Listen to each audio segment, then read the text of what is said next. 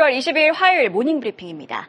어제 우리 증시 상승폭에는 차이가 있었지만 그래도 양대 지수 상승 마감했죠? 네, 맞습니다. 외국인과 기관이 일제히 매수 우위 보이면서 양대 지수 모두 상승 마감했습니다. 특히 코스피가 4거래일 만에 반등에 성공했는데요.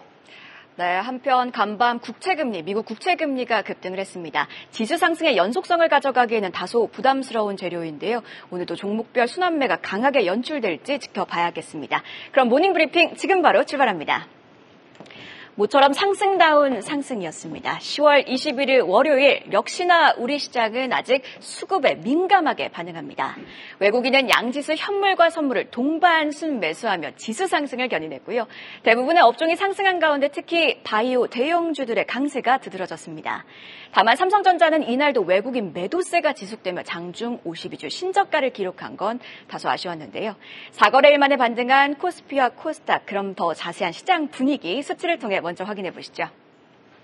네, 어제 양대 지수는 일제히 반등에 나섰습니다. 코스피가 0.43% 올라서면서 2600선 탈환에 성공을 했고요. 코스닥은 0.89% 상승하며 760선을 목전에 두고 거래 마쳤습니다.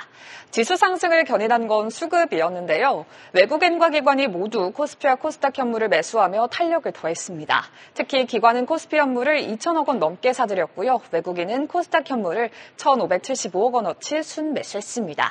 섹터별 흐름도 함께 확인해 볼까요?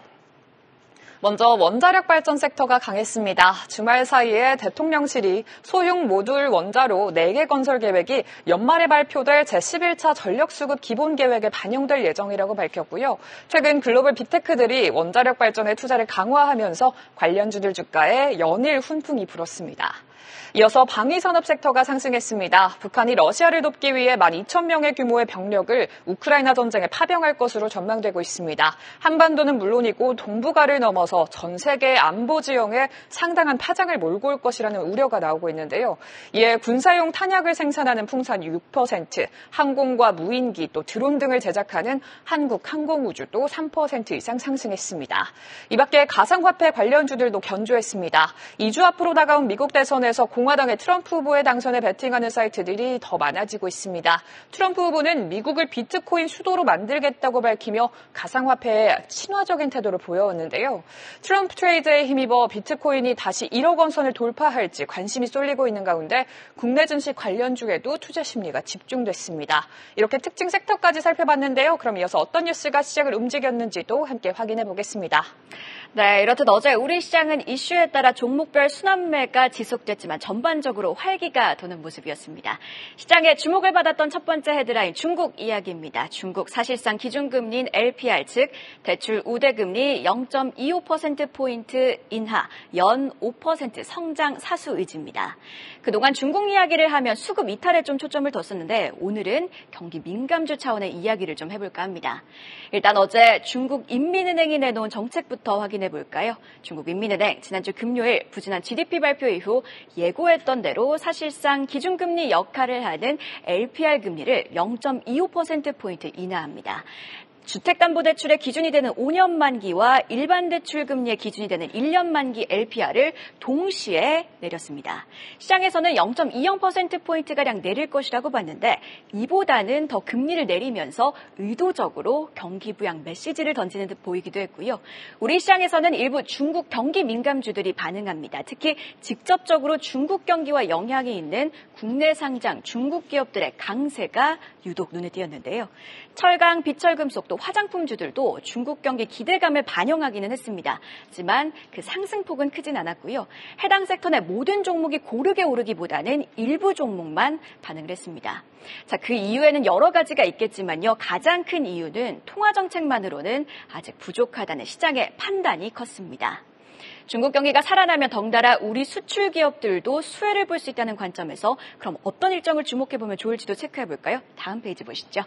일단 이달 말로 예정된 예산심의 담당 기구인 전국인민대표회의 상무위원회에서는 2조 위안, 즉 236조 8,400억 원 이상의 특별 국채 발행이 확정될지에 관심이 쏠리고 있습니다. 일각에서는 일정이 연기됐다는 이야기들도 나오고 있어 추후 나올 보도들을 체크해볼 필요가 있고요. 이외에도 12월 중앙경제공동체의 공작회의에서는 내년 경제정책 방향성을 제시하게 됩니다. 연 3%인 재정적자율을 늘려 재정정책 확대를 위한 기반을 마련할지도 주요 관전 포인트입니다. 시장이 원하는 재정정책은 아직 나오고 있지 않습니다. 중국의 경기 부양이 속빈 강정이 될지 혹은 실제 경기 부양으로 이어질지는 계속 지켜봐야겠습니다. 이번에는 아파트, 블랙핑크 로제 아파트 열풍 드디어 기지개편은 엔터줍니다. 자, 어제 엔터 그리고 음반주의 상승세가 눈에 띄었습니다. 다음 페이지 한번 보실까요? YG 플러스 갭상승으로 출발하더니 상한가로 거래를 마쳤고요. 상승폭을 크게 축소하긴 했습니다만 YG 엔터테인먼트도 1.4% 오르는 등 전반적으로 업종 분위기는 긍정적이었습니다. 그 중심에는 앞서도 언급한 블랙핑크 로제와 글로벌 팝스타죠. 브루노 마스의 듀엣곡 아파트가 있습니다. 아파트 술게임이라는 재밌는 소재에 중독성 있는 멜로디로 초반 인기몰이를 하고 있습니다. 국내선 주요 음원 사이트 1위를 기록하고 있고요. 유튜브 뮤직비디오는 공개 23시간 만에 2,400만 뷰를 기록했습니다. 아파트의 국내 음원 유통을 담당하는 게 바로 YG 플러스인데요. 자, 브루노 마스가 건배건배를 외치는 날을 보다니 달라지는 K-팝의 문화 위상을 또 한 번 실감하게 됩니다. 최근 엔터주 반등 이야기가 솔솔 나오고 있죠. 그런 만큼 분석도 함께 짚어보도록 할 텐데요. 일단 3분기 실적 부진할 것으로 전망되고 있습니다. 하이브, YG, SM 그리고 JYP, 엔터 4사의 합산 3분기 영업이익은 전년 대비 66%나 급감할 것으로 보입니다. 3분기에도 실적 역성장은 지속된다는 이야기인데요. 그러다 10월 들어 나온 증권가의 보고서를 종합적으로 보면요. 이번 3분기 실적이 바닥일 거란 전망이 우세합니다. 관련해서 하나증권은요. 4분기부터 업황 반등 가능성을 언급하며 내년을 보면 아주 편안한 가격대라고 했습니다. 이미 주가도 조정이 된 상황이라 부담이 없다는 건데요. 그럼 증권가에서 본 투자 체크 포인트도 한번 종합해서 살펴볼까요? 먼저 가장 중요한 건 아티스트 라인업 강화입니다.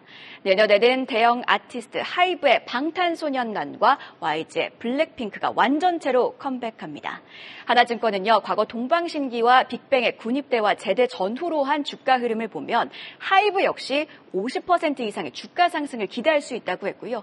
키움증권은 슈퍼 IP의 컴백은 K-팝 전체 후광 효과를 불어넣을 것이라고 보기도 했습니다. 또 저연차 그룹과 하이브의 캐츠아이 등 현지화 그룹 등의 성장성도 기대된다고 봤습니다.